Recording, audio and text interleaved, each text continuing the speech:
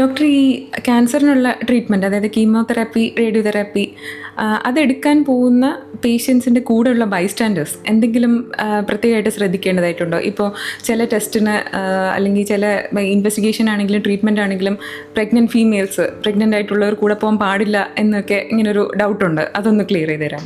First, ഇപ്പോൾ സമൂഹത്തിൽ ഇപ്പോഴും ഉള്ളൊരു കാഴ്ചപ്പാടാണ് ക്യാൻസർ പേഷ്യൻസിനെ വേറെ അവർക്കെന്തോ ഭയങ്കര ഒരു രോഗമാണ്, നമുക്ക് സ്പ്രെഡ് ആയേക്കാം, അല്ലെങ്കിൽ അങ്ങനത്തെയൊക്കെ കുറേ സ്റ്റിഗ്മകളുള്ള ഒരു സംഭവമാണ് ഈ ക്യാൻസർ എന്ന് പറയുന്നത്. സോ നമുക്ക് ഫസ്റ്റ് അറിയേണ്ടത് ക്യാൻസർ ഒരിക്കലും ഒരു പകർച്ചവ്യാധിയല്ല, ഒരാളിൽ നിന്ന് ഒരാളിലേക്ക് അത് കിട്ടുന്നില്ല.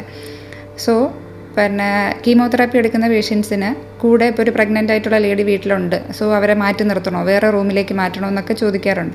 സോ അങ്ങനെ യൂഷ്വലി കീമോതെറാപ്പീസ് അങ്ങനെ നമ്മുടെ ബോഡിയിൽ നിന്ന് എമിറ്റ് ചെയ്യുകയോ അല്ലെങ്കിൽ വേറൊരാൾക്ക് കിട്ടാൻ പോകുന്നതോ അങ്ങനെ സാധാരണ ഇല്ല.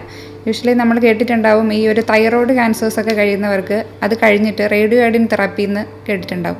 സോ അങ്ങനെയുള്ള കുറച്ച് ന്യൂക്ലിയർ മെഡിസിൻ ഡിപ്പാർട്ട്മെൻറ്റിൽ വരുന്ന റേഡിയോ അയഡിൻ അല്ലെങ്കിൽ റേഡിയേഷൻ എമിറ്റ് ചെയ്യാൻ കണക്കുള്ള കുറച്ച് രാസവസ്തുക്കളാണ് നമ്മുടെ ശരീരത്തിലേക്ക് കയറ്റുന്നെങ്കിൽ അങ്ങനെയുള്ളതിന് റെസ്ട്രിക്ഷൻസ് ഉണ്ട്. യൂഷ്വലി പൊതുവേ കീമോതെറാപ്പീസിന് അങ്ങനെ വരുന്നില്ല. പിന്നെ വേറൊരു കാര്യം നോക്കേണ്ടത് റേഡിയേഷനാണ്. സോ റേഡിയേഷൻ കഴിഞ്ഞ് പേഷ്യൻ്റ് വീട്ടിൽ വന്നിട്ടുണ്ടെങ്കിൽ പ്രശ്നമൊന്നുമില്ല. പക്ഷേ റേഡിയോ തെറാപ്പി റൂം നമ്മൾ യൂഷ്വലി CT സ്കാൻ എടുക്കാൻ പോകുന്നതിൻ്റെ മുന്നിലൊക്കെ എഴുതിയേക്കില്ലേ, ഗർഭിണികൾ ഇതിൻ്റെ അപ്പുറം വരാൻ പാടില്ല.